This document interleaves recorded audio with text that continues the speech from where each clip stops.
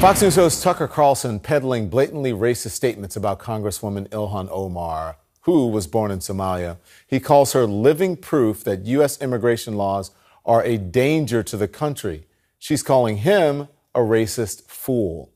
The story tonight from CNN's chief media correspondent, Brian Stelter. But she isn't grateful, not at all. A new low for Tucker Carlson? She hates this country. The Fox host on an anti-immigration rant, blasting Congresswoman ILhan Omar. That should worry you. Saying immigrants like her are, quote, undermining the U.S. ILhan Omar is living proof that the way we practice immigration has become dangerous to this country. A system designed to strengthen America is instead undermining it. No country can import large numbers of people who hate it and expect to survive. Omar hit back, calling Carlson a racist fool. It's really quite disappointing to see Fox News give a nightly platform to the white supremacist rhetoric that's coming from the likes of him. Now a new skirmish in the immigration debate. Make America white again. With Carlson tapping into a frequent theme on the right, and with his critics accusing him of fearing a powerful woman of color. On Wednesday, reaction to his rant getting a supportive retweet from President Trump. On the other side, progressive activists renewing their calls for advertisers to blacklist Carlson's show. We don't only welcome immigrants, we send them to Washington. Omar is both a historic figure, the first Somali American elected to the U.S. Congress, and a lightning rod of controversy, a frequent target of Fox's right-wing shows. Think about it. Omar wears a hijab. Is her adherence to this Islamic doctrine indicative of her adherence to Sharia law, which in itself is antithetical to the United States Constitution? Jeanine Pirro was suspended by Fox after that rant. Now, Carlson is invoking Omar's history as a refugee, resettled by the U.S. when she was 12 years old, and now living an American dream. After everything America has done for Omar and for her family, she hates this country more than ever. No, Omar responded on Twitter, Carlson is lying. She loves the country and resolves to, quote, make our union more perfect. It wasn't long before I arrived that I noticed that a lot of America's promise wasn't extended to everyone. Her critiques of America not living up to its ideals, particularly for people of color, are common and well received on the left, while on the right, people like Carlson react with disgust. It's one of the usual topics on his show.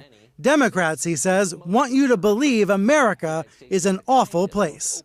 This time, Carlson is taking Omar's concerns and making a huge leap, saying immigrants with views like hers are dangerous. Maybe we're importing people from places whose values are simply antithetical to ours. Who knows what the problem is? But there is a problem. That rhetoric is being denounced by some on the right as well as the left. Connor Friedersdorf of The Atlantic saying Carlson divides America and betrays core American values. And Omar is saying this.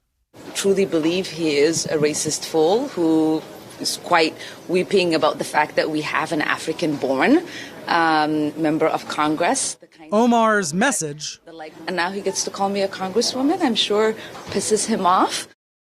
Brian Stelter joins me now. She and AOC really get under his skin, or the folks at Fox. Yes, as much as the Fox talk shows in primetime are pro-Trump, they're really all about being anti-Democrat. And you see that day to day, especially when it comes to these women of color who are new members of Congress. Look, Omar today said there should be an ad boycott. She said advertisers should not support Carlson's show. Carlson responded by saying, she's trying to shut me up, but Fox has my back. He says, I am not a racist. He says nobody at his show espouses racism. But what he does promote is a form of white identity politics, an attempt to take back time, to go back in time. Of course, that's not going to happen, but that's what he promotes on a daily basis, and he does that by targeting and demonizing people like ILhan Omar. Brian Simba, I want to bring in now Wajahat Ali. Wajahat is an op-ed writer for the New York Times. Good evening, sir. You've been following this, I'm sure. You say Carlson's words are white nationalist talking points, and Carlson is helping to mainstream them. Explain that, Wajahat. Yeah, I mean, if it talks like a white nationalist, if it behaves like a white nationalist, if it tweets like a white nationalist, it's Tucker Carlson. And don't take my word for it. The leading white nationalists in America, Don, for the past 2 years have said that Tucker Carlson is their greatest ally. He's their guy. They say he uses his show to mainstream all of their talking points. That's Andrew Anglin of the Daily Stormer, one of the leading neo-Nazi websites. He said literally that Tucker Carlson's show is literally Daily Stormer television. And so you have to ask yourself, why are the advertisers supporting a man who mainstreams and promotes white supremacist, not even just white nationalist, Don, white supremacist conspiracy theories? Remember last year, he said that the South African white landowners are being oppressed? That was a completely debunked conspiracy theory. Even after it was debunked, guess who promoted it? Tucker Carlson. And he says he's against diversity, right? He says immigrants are polluting the country, making it dirtier. He calls immigrants invaders, repeating a talking point. Another white supremacist conspiracy theory that was mainstreamed by Donald Trump. So this is the feature. It's not the bug.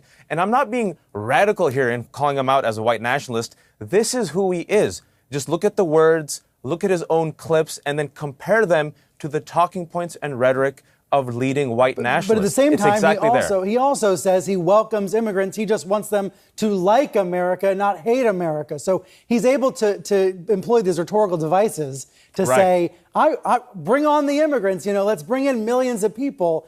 But then he attacks immigrants like Omar because he claims she hates America. I don't think he's willing to listen to her actual critiques of American policy and understand where she's coming from. But Brian, does he believe this, or is this something? Is he just out? Is he selling what people are buying? Which one is worse? Well, I think the second one might be worse. I think people say Carlson's changed a lot over the years. He was on CNN and MSNBC in the past, espousing a very common form of conservative politics. What we've seen on his show and other shows on Fox in recent years, in the Trump years, is a more extreme version of this rhetoric, anti-immigrant rhetoric. And it's a classic chicken or egg question about whether they're following Trump or Trump's following them.